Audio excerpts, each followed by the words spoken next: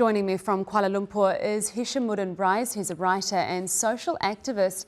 Hishamuddin, thanks for joining us. I'd like to ask you first about President Subianto's decision, I think in the last hour, to go to China after all. He yesterday, of course, cancelled that visit, saying that he wants to monitor the situation with the protests directly. What has changed and why has he changed his mind? Well, the thing is that he has to be seen as an international leader too. So he needs that exposure internationally. And at the same time, he also felt that the situation, if the continuation is absent, the continuation of the demonstration, it is really bad for the image of Indonesia. Plus, Indonesia is a very important country in Southeast Asia, part of the ASEAN, and also a member of BRIC. So that's his presence, for example, in China, Tianjin, is very important. And also at the same time to the people domestically an intention that everything is under control. He's okay. He's traveling. So that is the situation now in Jakarta. So that's how I read it here from Kuala Lumpur. Okay, and the grievances that led to these protests go beyond the recent introduced perks amid budget cuts, don't they? I mean, people feel that there is corruption among elites. How much of a problem is corruption in Indonesia?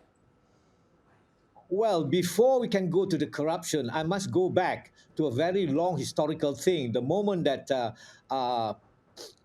Prabowo Subianto had been elected, there was a resistance among the youngsters, among the students, because he was trying two things. He was trying to change the historical development of Indonesia, and at the same time, he want to what they call that, raise up the status of his late father-in-law, General Suharto. One must remember that Subianto itself was a former general, plus he have a lot of records of human rights record, and the Human Rights Association, the Amnesty International of Jakarta, is still very critical on him. Plus, that was the thing. It was as earlier this year, there was a resistance, there was a protest, there's a movement about people, but it was not fully reported. What happened now at this stage is just an explosion that has been taking place for more than a few months. So this is the situation. Corruption, yes, corruption is an issue. It's a very strong issue, like any other country in Southeast Asia,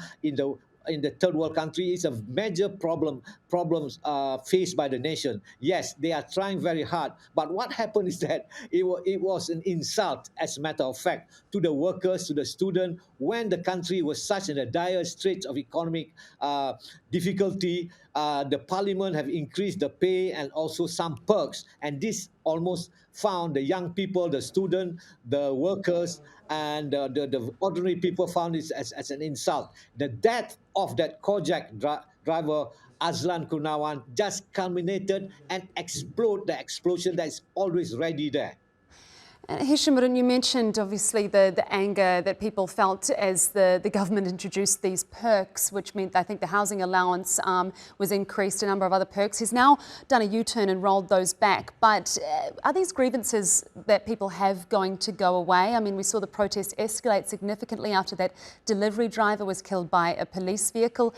Now the protests are being delayed because the president has ordered police and military to act against protesters. So, I mean, are these grievances going to go away? And how serious is Subianto about responding to the concerns the public has?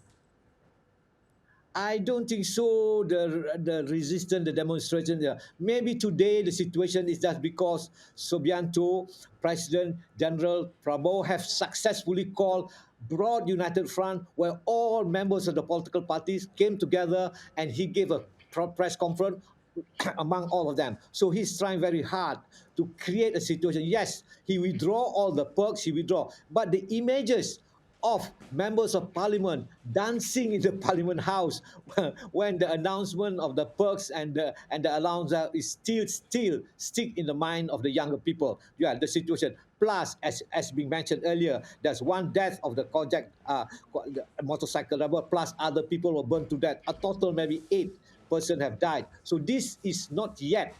Maybe there's a coming down, but from what I heard this morning, the situation is still going on.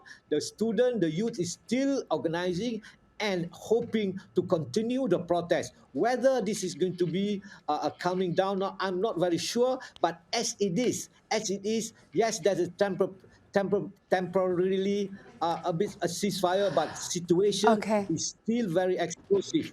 Okay, sorry to wrap you up there. Hishamuddin Rais, writer and social activist, joining us from Kuala Lumpur. Thank you so much for your time.